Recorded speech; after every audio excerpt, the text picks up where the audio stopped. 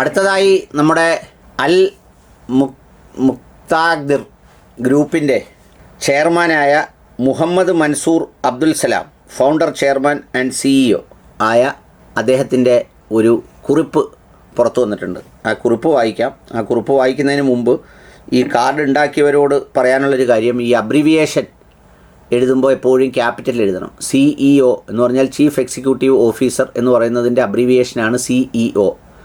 ആ സിയും ഇയും ഒയും ക്യാപിറ്റലായിരിക്കണം. പുള്ളി ഇച്ചിരി കാശൊക്കെ അടിച്ചു എന്ന് വിചാരിച്ച് നിങ്ങളത് സ്മാളാക്കി കളയുകയും ചെയ്യരുത്. അതിന് യോഗ്യതയില്ലാത്തവരെയാണിത് വെക്കാൻ ഏൽപ്പിച്ചതെന്ന് ആളുകളെ കൊണ്ട് പറയിക്കുകയും ചെയ്യരുത് എന്നൊരു അഭ്യർത്ഥനയുണ്ട്. എന്നിട്ട് അറിയിപ്പ് വായിക്കാം. പ്രിയ ഉപഭോക്താക്കളെ, അൽ മുക്താദിർ ഗ്രൂപ്പിനെ പറ്റി ഓൺലൈനിൽ പ്രചരിക്കുന്ന തെറ്റായതും അടിസ്ഥാനരഹിതമായ വാർത്തകൾ നിങ്ങളുടെ ശ്രദ്ധയിൽപ്പെടുത്താൻ ഞങ്ങൾ ആഗ്രഹിക്കുന്നു. ഞങ്ങൾക്കെതിരെ ഇൻകം ടാക്സ് ഡിപ്പാർട്ട്മെൻറ്റ് യാതൊരു പിഴയും ഇതുവരെ വിധിച്ചിട്ടില്ല. യാഥാർത്ഥ്യം പരിശോധിക്കാതെയും ഞങ്ങളുടെ വസ്തുത ചോദിക്കാതെയും റിപ്പോർട്ടർ ചാനൽ പ്രസിദ്ധീകരിച്ചത് നിയമപരമായി തെറ്റാണ്. പ്രധാന വിവരങ്ങൾ: ജൂൺ 1 മുതൽ ഇന്ത്യയിലെ എല്ലാ അൽ മുക്താദിർ ഷോറൂമുകളും തുറന്ന് പ്രവർത്തിക്കുന്നതായിരിക്കും. സാധാരണഗതിയിൽ ഉപഭോക്താക്കൾക്ക് 100% സമയപാലനവും സുതാര്യതയും ഉറപ്പാക്കി പ്രീ ബുക്കിംഗ് സൗകര്യം ഇതിനോടൊപ്പം ആരംഭിക്കും. സീറോ മേക്കിംഗ് ചാർജ് ഓഫറിൽ ഇനിയും ഞങ്ങൾ സ്വർണ്ണാഭരണങ്ങൾ ലഭ്യമാക്കും എന്നൊക്കെ പറഞ്ഞിട്ടാണ് ഈ പ്രതിസന്ധി മറികടക്കും എന്നൊക്കെയാണ് അദ്ദേഹം പറഞ്ഞിരിക്കുന്നത്. എന്തായാലും ഈ കാലവും കടന്നു പോകും എന്ന് പറഞ്ഞില്ല എന്നുള്ളതൊരു ഗുണമാണ്. ഈ പ്രതിസന്ധി മറികടക്കും എന്ന് പറയുന്നതും ഈ കാലവും കടന്നു പോകും എന്ന് പറയുന്നതിനും രണ്ട് ആംഗിളുണ്ട്. ഒന്നെന്താണെന്ന് വെച്ചാൽ നിങ്ങളുടെ ഈ പ്രയാസങ്ങളൊക്കെ അങ്ങ് മാറും കാലം പോകുമ്പം എന്ന് പറയാം. ഇതിൻ്റെ പ്രയാസങ്ങളൊക്കെ മാറ്റാൻ ഈ ഷോറൂമുകളും കടകളും ഒക്കെ കൂടുതൽ സജ്ജമാകും എന്ന് പറയുകയുമാവാം. രണ്ടിനും ഈ പ്രയോഗം നടത്താം. ഏതായാലും ഇങ്ങനെ ഒരു കുറിപ്പിറങ്ങിയിട്ടുണ്ട്. എനിക്ക് എന്തായാലും മൻസൂർ അബ്ദുൽ സലാം ഈ വീഡിയോ ഒക്കെ കാണുകയോ അദ്ദേഹത്തിൻ്റെ ചില ആളുകൾ ഒക്കെ കേൾക്കുകയോ ഒക്കെ ചെയ്യുന്നുണ്ടാവും. അദ്ദേഹത്തിന് ധാരാളമായി അദ്ദേഹത്തിൽ നിന്നൊരു പരാന്നഭോജനം പോലെ ജീവിച്ച ഒരുപാട് പ്ലഗുകൾ ഈ രാഷ്ട്രീയത്തിലും സമൂഹത്തിലുമൊക്കെ ഉള്ളതുകൊണ്ട് പറയുകയാണ്. നിങ്ങൾ ഈ പറ്റിച്ചിരിക്കുന്ന ആളുകളിൽ രണ്ട് വിഭാഗം ആളുകളുണ്ട്. അതിൽ ഒരു വിഭാഗം ആളുകളെന്ന് പറഞ്ഞാൽ നല്ല മുതലും വകയും ഒക്കെ ഉള്ളതിനോട് കൂടി തന്നെ പെരുപ്പിക്കാൻ വേണ്ടി നിങ്ങളെ ഏൽപ്പിച്ചതാണ്. പെരുപ്പിക്കാൻ വേണ്ടി എന്ന് പറഞ്ഞാൽ എങ്ങനെയെങ്കിലും പെരുത്ത് ഇത് കിട്ടണം, പണിക്കൊന്നും പോകാതെ വീട്ടിൽ ജീവിക്കണം എന്ന് കരുതി ഏൽപ്പിച്ച ആൾ.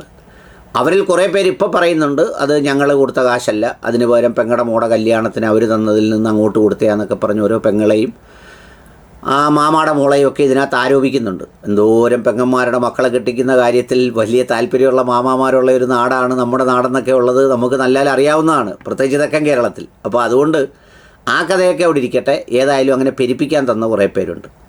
എന്നാൽ രണ്ടാമതൊരു വിഭാഗം ആളുകളുണ്ട്. അവർ തന്നത് ഞാൻ അറിഞ്ഞ ചില കഥകൾ. ഈ നാട്ടിൽ ചില വിധവകൾക്ക് വേണ്ടിയും ചില ഗതികെട്ട ആളുകൾക്ക് വേണ്ടിയും പല വീടുകളിൽ നടന്ന് പിരിച്ച് സമാഹരിച്ച തുക നിങ്ങളെ കൊണ്ടുവന്ന് ഏൽപ്പിച്ചിട്ടുണ്ട്.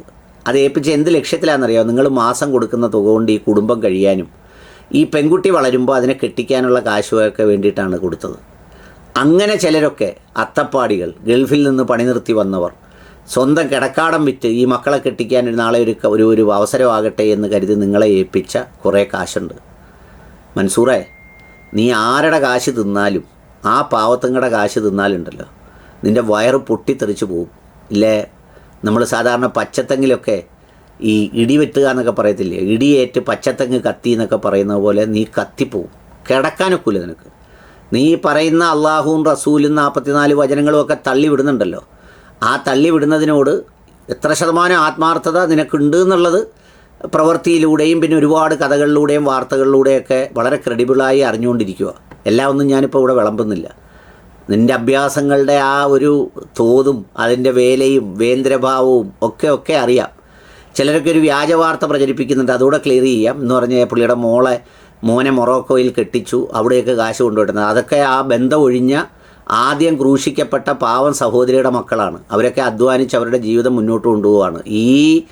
ഈ തട്ടിപ്പുകാരനുമായിട്ട് അവർക്കൊന്നും ഒരു ബന്ധവുമില്ല. അതുകൊണ്ട് അതുമായിട്ട് ഇതിനെ ബന്ധപ്പെടുത്തരുത്. കാരണം ചിലരൊക്കെ ചിലയിടത്തൊക്കെ ചെന്ന് നിന്ന് വലിയ പ്രസംഗമൊക്കെ നടത്തി ഇങ്ങനെ മോൻ മൊറോക്കോയിലാണ് വിവാഹം കഴിച്ചേക്കുന്നത്. അത് അന്തസ്സായി അവർ ഈ കാര്യം തിരിച്ചറിഞ്ഞ് വിവാഹമോചനം നേടി ജീവിക്കുന്ന ആ കുടുംബത്തിലെ മകൻ്റെ കാര്യമാണ് പറയുന്നത്. അത് ഇയാളുമായിട്ടൊന്നും ബന്ധമൊന്നുമില്ല. അപ്പോൾ അതുകൊണ്ട് ഈ പറയുന്ന ഇയാളുടെ അഭ്യാസമൊക്കെ ഒത്തിരി ഉണ്ട്. ഉള്ളി കച്ചവടം മുതൽ മാങ്ങാ കച്ചവടം മുതൽ ഒരുപാട് കഥകളുണ്ട്. ഏതായാലും അതൊന്നും ഇപ്പോൾ പറയുന്നില്ല. പക്ഷേ ഒരു അഭ്യർത്ഥനയുണ്ട്. ഈ രണ്ടാമത് പറഞ്ഞ വിഭാഗം ഉണ്ടല്ലോ, അവരുടെ കാശ് എങ്ങനെയെങ്കിലും നീ കൊടുക്കണം. 1-ാം തീയതിയൊക്കെ നീ തുറക്കുന്നതൊക്കെ എന്തുവാന്നൊക്കെ ഉള്ളതിനെ സംബന്ധിച്ചൊക്കെ കണ്ടറിയാം. തുറക്കട്ടെ എന്ന് പറഞ്ഞാൽ തുറക്കുന്നത് എന്തിനാണെന്നറിയോ? ഇനിയും തട്ടിപ്പ് നടത്താനല്ല, ഈ തട്ടിപ്പ് പറ്റിയോരെങ്ങനെങ്കിലും ഊരിക്കൊണ്ട് പോകാൻ വെക്കുന്നെങ്കിൽ പോട്ടെന്ന് വിചാരിച്ചായി പറയുന്നത്. അപ്പോൾ അതുകൊണ്ട് അതിൽ ഈ രണ്ടാമത് പറഞ്ഞ വിഭാഗക്കാർക്ക് എങ്ങനെങ്കിലും ഒപ്പിച്ചു കൊടുക്കേണ്ടത് ആവശ്യമാണ്. രണ്ടാമത്തെ ഒരു കാര്യം വേണ്ടത്, നീ പറഞ്ഞ ഈ പാവത്തങ്ങളുടെ കാശ് വാങ്ങിച്ച് ആർക്കൊക്കെ കൊടുത്തു എന്നുള്ളതും പറയണം. എന്താണെന്നറിയോ? നീ ഇതുമായിട്ട് എവിടെയെങ്കിലും പോയി മുങ്ങി ഒളിവിൽ താമസിച്ച് കഴിയുമ്പം ഇത് വാങ്ങിച്ചവർ വളരെ മിടുക്കന്മാരായി ചിലപ്പോൾ നാട്ടിലൊക്കെ ഉണ്ടാവും. അവരുടെ പേരുകൾ കൂടി ഒന്ന് പുറത്ത് പറയണം. ഇന്നാൾക്ക് 50 ലക്ഷം കൊടുത്ത്, ഇന്നാൾക്ക് 60 ലക്ഷം കൊടുത്തെന്നൊക്കെയുള്ള കഥയും കൂടി പറഞ്ഞെങ്കിലേ ഇത് പൂർണ്ണമാവുകയുള്ളൂ. ഏതായാലും അതുകൊണ്ട് ഈ രണ്ടാമത്തെ വിഭാഗത്തിൽ വരുന്നവരെ ഒന്ന് പരിഗണിക്കണം എന്നൊരു അഭ്യർത്ഥനയുണ്ട്. വേറൊന്നും കൊണ്ടല്ല, അവരുടെ സങ്കടവും കരച്ചിലും വളരെ ദയനീയമായി പോകുന്നുണ്ട്. അവരിത് പെരുപ്പിക്കാൻ വേണ്ടി തന്നതല്ല, ഗതികേട് കൊണ്ട് എങ്ങനെയെങ്കിലും മുന്നോട്ട് നീങ്ങാൻ വേണ്ടി തന്നതാണ്. എന്നാൽ ആ വിഭാഗത്തിലാണ് എല്ലാവരും എന്ന് പറയുന്നതിൽ ഒരു അർത്ഥമില്ല. ഒരുപാട് പെരുപ്പിക്കലുകാർ ഇത് വളർത്താൻ വേണ്ടി കൊണ്ടു തന്നിട്ടുണ്ട്. അവരുടെ കൊണ്ടുപോയി നീ ജീവിച്ചോ, കൊടുത്തില്ലേലും ഒന്നുമില്ല, പക്ഷേ മറ്റവരുടെ കൊടുക്കണം, അത്രയേ ഉള്ളൂ.